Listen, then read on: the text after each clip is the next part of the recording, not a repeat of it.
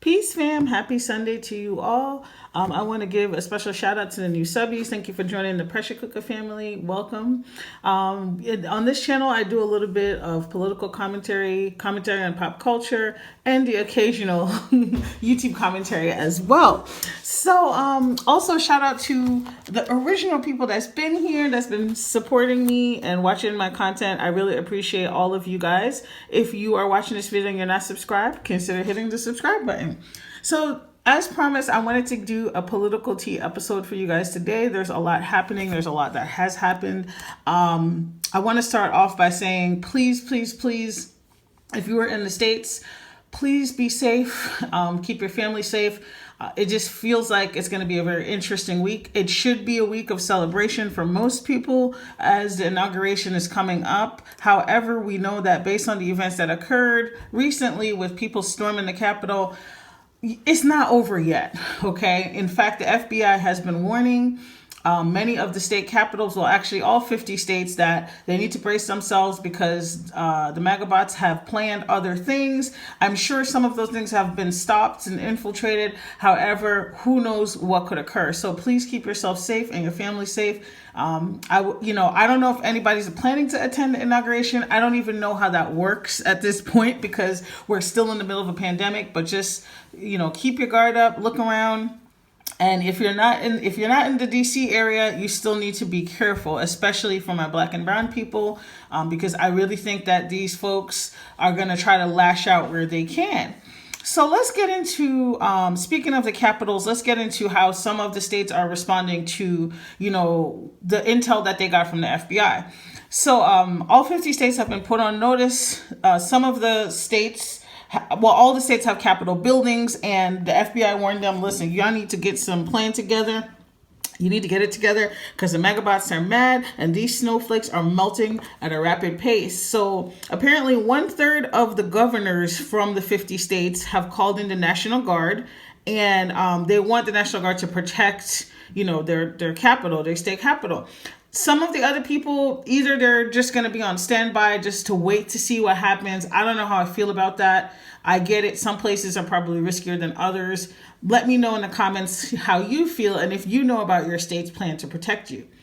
Also, Columbus, Ohio, they're not taking any chances. They said, look, we're boarding up all our businesses in the downtown area. So if the Magabots come and try it, they're not going to get very far. So I think that's really good that they're doing this. Once again, I always have to bring it back to race, because if this was a bunch of Black Panthers planning things, they would have figured out the plan like 2 damn years ago, okay?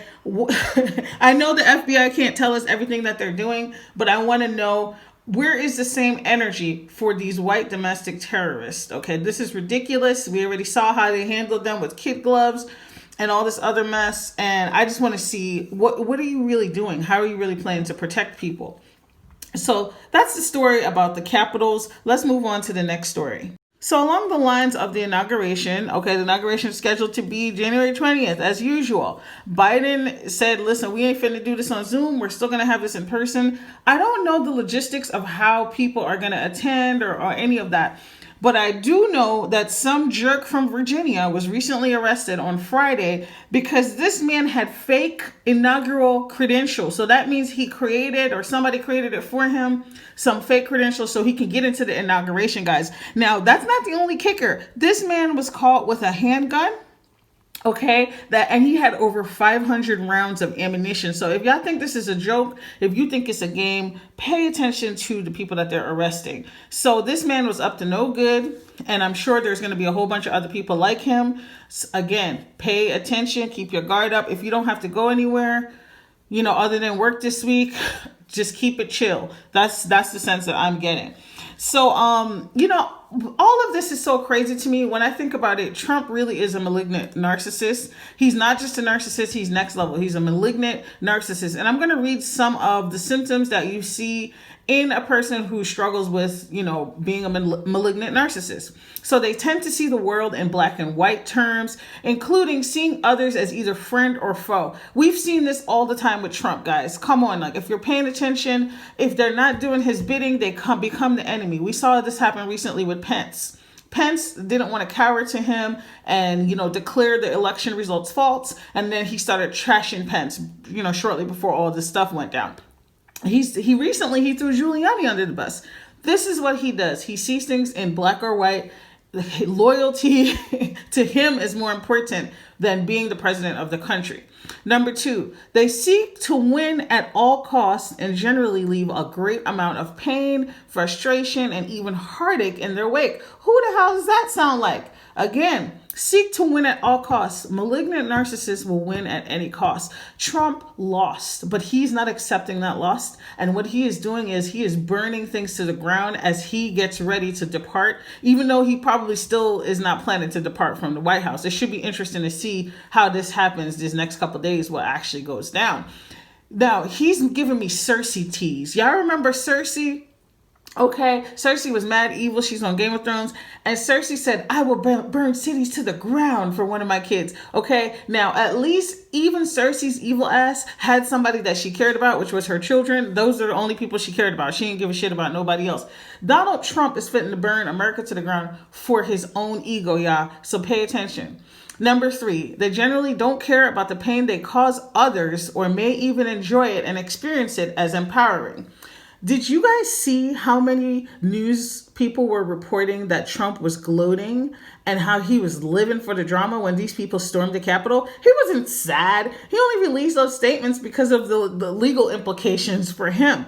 So he's hitting all of these here. And then the last thing that I want to talk about is they will do what it takes to prevent themselves from a loss, inconvenience, or failing to get what they want in any situation. If y'all ain't paying attention, if you haven't been, I don't know what to tell you. Okay, malignant narcissist. So it ain't over yet. And the thing with malignant narcissist, he might not be able to do anything, but he certainly will activate his minions, as he has multiple times, to do the things that he wants to get done.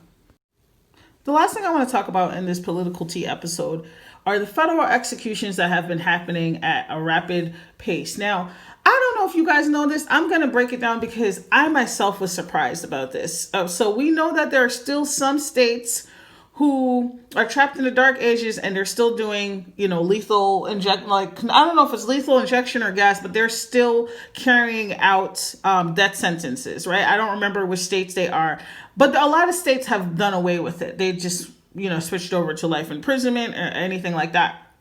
Now, on a federal level, the federal executions had ceased for 17 years. I don't know if you guys know that. I certainly didn't.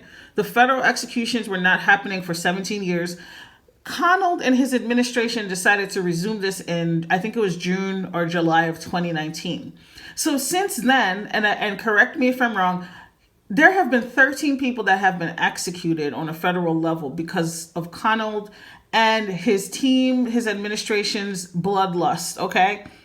Now, some of us may believe in the death penalty, some of us may not. I'm not here to shame you if you do, because, I've never had somebody murdered. There are times that people do things that I'm like, you know what, they need to do X, Y, Z to you. So I can understand people feeling like that. However, a lot of people's argument is that the executions are quicker and less on taxpayer dollars. Actually, it's not. Do you know that it actually costs more money for people to be on death row than to just be in jail? Because the appeals process is very lengthy and expensive. And so if they're just serving their life sentence, is actually a lot less money than when they're on death row doing all these appeals and all this other stuff that we, I think, absorb as taxpayers.